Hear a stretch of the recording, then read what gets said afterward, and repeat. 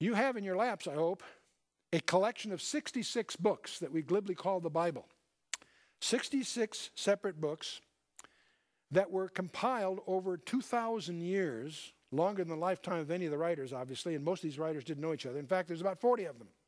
Over 40 authors that penned 66 different books over several thousand years. The first discovery that you need to make for yourself is the discovery that it is an integrated message. I don't mean that it's simply a theme of the old fulfilled in the new. No, no, much more than that. I'm going to suggest that every detail we now discover is deliberately designed in anticipation of what follows. Now, if that's true, and you need to discover that for yourself, and I'll give you some examples here shortly, then that's the first discovery. We have an integrated message system, 66 separate books, 40 different guys, over thousands of years, in which every detail is anticipated by deliberate, skillful design. That leads to the second discovery that's even more startling, that you can demonstrate, you can prove that that origin of that message had to come from outside the time domain, simply because it anticipates with an astonishing precision history before it happens. And that is its authentication. Now, we have the New Testament is in the Old Testament concealed, and the Old Testament is in the New Testament revealed. It is a single integrated design. Every number, every place name is there deliberately. And Jesus gave a hint of that. Jesus said, "Think not that I come to destroy the Torah, the law, or the prophets. I come not to destroy, but to fulfill.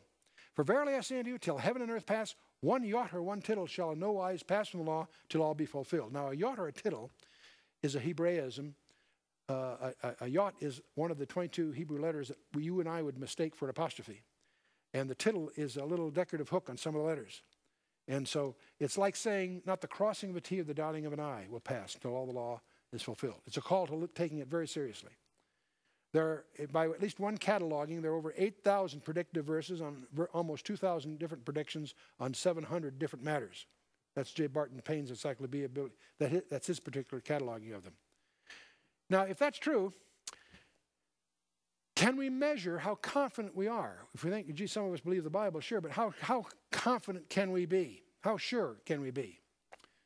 Peter wrote in one of his letters, second letter, said, "We have not followed cunningly devised fables when we made known unto you the power and coming of our Lord Jesus Christ, but were eyewitnesses of his majesty."